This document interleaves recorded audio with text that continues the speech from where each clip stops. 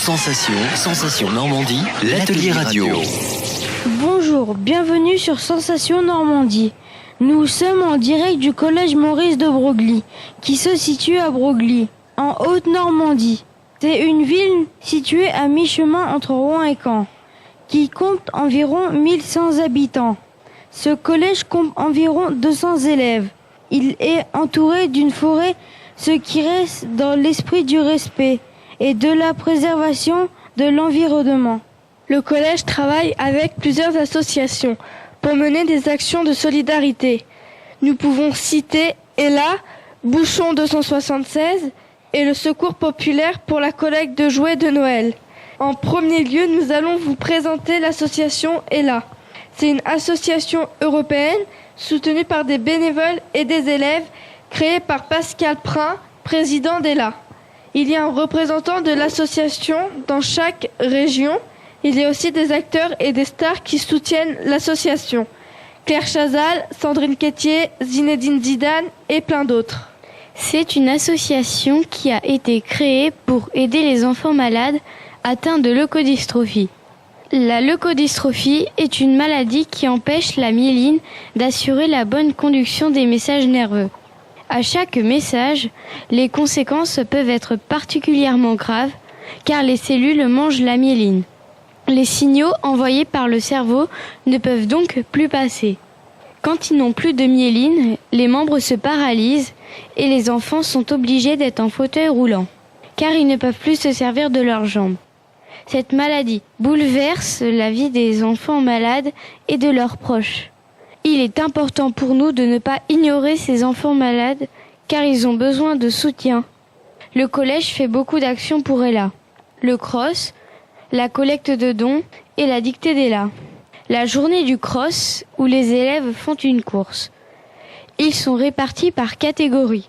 Les 6e et les 5e courent 1100 mètres.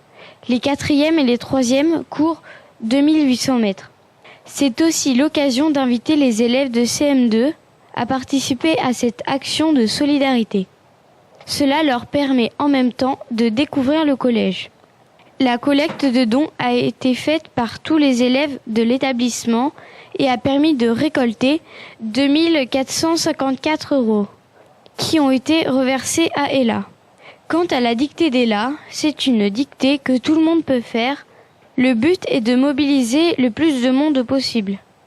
Nous accueillons maintenant Madame Var, professeure d'histoire-géographie au collège, qui va nous parler d'Ella. Bonjour Madame Var. Bonjour Elisa et Elisa. Dites-nous, pourquoi l'association s'appelle-t-elle Ella ? Les lettres Ella sont le sigle de l'association donc, qui s'appelle, avec son nom complet, l'Association européenne contre les leucodystrophies. Qu'ont fait les élèves pour cette association ? Cette année, comme l'année dernière d'ailleurs, les élèves du collège Maurice de Broglie se sont investis dans une collecte de fonds au bénéfice de l'association. Ils ont également rédigé une dictée, la dictée Ella, qui leur a permis de réfléchir au sens du mot handicap et de réfléchir donc à la situation des enfants qui sont atteints de leucodystrophie. Et enfin, ils ont également prêté leurs jambes aux enfants atteints de leucodystrophie puisque le cross du collège a été organisé pour Ella.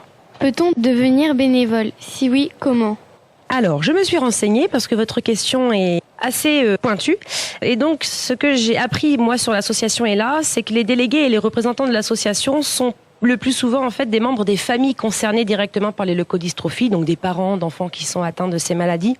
Et donc, ils sont engagés aux côtés d'Ella pour apporter leur témoignage et participer à la sensibilisation à ces maladies. Ensuite, en fait, les gens qui travaillent pour l'association ne sont pas des bénévoles, ce sont des salariés de l'association. Donc, au final, je ne sais pas si on peut devenir bénévole. Et je pense que si jamais certains étaient intéressés, il faudrait se renseigner directement auprès de l'association elle-même. Comment a lieu la recherche de fonds ? Plusieurs actions sont organisées pour collecter de l'argent. Les deux principales sont l'organisation de l'opération Mettez basket et belle à maladie, donc qui est à destination des établissements scolaires, mais également des entreprises privées. Donc ça veut dire que, par exemple, l'entreprise où travaillent vos parents pourrait tout à fait organiser ce type d'opération. Il faut savoir que le collège Maurice de Broglie a déjà participé 2 fois à Mettez basket et belle à maladie, cette année et l'année dernière, et on y participera à nouveau l'année prochaine, donc au moment du cross, c'est-à-dire en octobre 2017, quelque chose comme ça. Il s'agit d'associer à un événement sportif une collecte de dons, l'objectif n'étant pas simplement de collecter de l'argent, mais encore une fois, de réfléchir au handicap et de soutenir moralement et physiquement les enfants atteints de leucodystrophie en leur prêtant vos jambes avec le sourire, même quand on n'aime pas courir, en se disant que, qu'on a de la chance et que parfois il faut aussi penser aux autres. Un deuxième type d'action qui est organisée par ELA pour collecter de l'argent, ce sont des actions aussi ponctuelles, par exemple le fait d'être sponsorisé par des émissions de télévision, des jeux de télévision notamment, en fait qui vont organiser des collectes de dons. Un candidat va jouer au nom de l'association et puis s'il gagne, en fait, il reversera ce qu'il a gagné à l'association. Par exemple, la semaine du 5 au 11 juin 2017, donc il n'y a pas si longtemps que ça, l'émission de télé de TF1, les 12 coups de midi, a organisé une semaine entièrement dédiée à l'association et ça a permis à ELA de remporter 135 000 €. À qui s'adresser pour faire des dons ? Pour faire des dons, lorsqu'on est un particulier et qu'on n'est pas dans le cadre d'une opération spécifique, on peut soit se rendre sur le site internet d'ELA, donc qui s'appelle ela-asso.com, soit faire un don par SMS au 92 912. Après, lorsqu'il y a une opération spécifique qui est organisée à proximité, comme l'opération Mettez basket et belle la maladie, on peut, par exemple, parrainer les élèves qui collectent des dons et ensuite les dons seront envoyés par le collège à l'association. Merci beaucoup d'avoir répondu à nos questions. C'était Elisa Aran et Elisa Decamp qui vous ont parlé d'ELA. Maintenant, nous passons la parole à Alicia et Élise qui vont vous présenter l'association Bouchon 276. Bouchon 276 est une association normande qui existe depuis avril 2003. Elle vend les bouchons récupérés au sein des établissements scolaires et des magasins à une entreprise qui s'appelle Ecoplastique, puis redistribue l'argent ainsi récolté pour aider les personnes handicapées. Actuellement, une tonne de bouchons recyclés rapporte 250 €, avec l'argent issu du recyclage. Bouchon 276 permet de financer la fabrication des fauteuils roulants, des aménagements de salles de bain et de véhicules pour personnes handicapées, l'achat de livres en braille, de matériel spécifique destiné à des personnes en situation de handicap. Par ailleurs, le partenaire recycleur de Bouchon 276, Ecoplastique, vend les bouchons collectés à des sociétés de plasturgie qui fabriquent des sièges réhausseurs, des tubes, des pare-chocs ou encore des salons de jardin, bref, de nouveaux produits en plastique. Tous les bouchons en plastique peuvent être recyclés. Bouchons d'eau, de lait, de bain moussant, de mousse à raser, mais aussi les couvercles en plastique. Bref, tous les bouchons peuvent servir. Depuis le mois de janvier 2016, l'association Bouchon 276 agit sur les 5 départements composant notre région et forte de 100 bénévoles. La collecte de bouchons en plastique organisée sur 380 points par l'association Bouchon 276 a déjà permis de reverser 430 000 € à 502 personnes handicapées. Voici le site de l'association que vous pouvez consulter. www.bouchon276.com. Merci de nous avoir écoutés sur Sensation Normandie. Et n'oubliez pas de mettre les bouchons dans votre poubelle. Nous passons la parole à Florentin qui va vous présenter la collecte des jouets de Noël.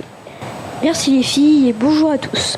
Les élèves du collège de Maurice de Broglie ont organisé une collecte de jouets.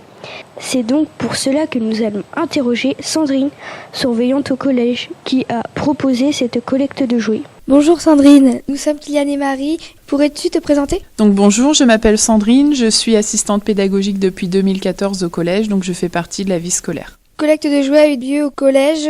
Quand a-t-elle eu lieu ? Donc on a fait la collecte de jouets du 14 novembre au 9 décembre 2016. Qui ont été les donateurs ? Alors les donateurs, ça pouvait être les élèves, tous les adultes de l'établissement et des personnes extérieures qui auraient vu les affiches que les élèves ont mis chez les commerçants ou dans d'autres structures de la région. Qui en a bénéficié ? Les principales bénéficiaires, c'était pour des familles en difficulté du secteur. Pourquoi et comment as-tu organisé la collecte de jouets ? La collecte de jouets, donc on l'a proposée aux élèves 6e qui étaient volontaires. Donc on a eu 8 élèves de 6e qui ont été responsables, qu'on nommait des brigades vertes, mais tous les élèves ont quand même participé. Pourquoi on a mis ça en place ? Pour leur inculquer différentes notions de solidarité, du développement durable ou de la consommation responsable. Comment s'appelle l'association pour laquelle nous avons collecté les jouets? C'était le Secours populaire de Bernay. Que deviennent les jouets après reconditionnement? Alors les jouets ont d'abord été triés par les élèves dans un premier temps et ils ont ensuite été retriés par l'association une fois qu'on leur avait rendu. Ils ont été nettoyés, rangés par thème, garçons, filles, jeux de société, peluches. Et après, ils ont été distribués lors d'un goûter de Noël où l'association a offert à toutes les familles avec leurs enfants, en les appelant un par un, leur offrait les cadeaux qu'ils avaient préalablement emballés. Combien de jouets as-tu collecté? À peu près 600 jouets et pour comparer, en 2014, vos anciens camarades en avaient à peu près 520. Nous remercions Sandrine de nous avoir consacré ce temps. Merci à vous de nous avoir écoutés sur Radio Sensation. Merci à l'équipe technique et à toutes les personnes qui ont bien voulu répondre à nos questions. Vous pouvez retrouver ce mag en podcast sur radiosensation.fr. Bonne soirée à tous et à bientôt.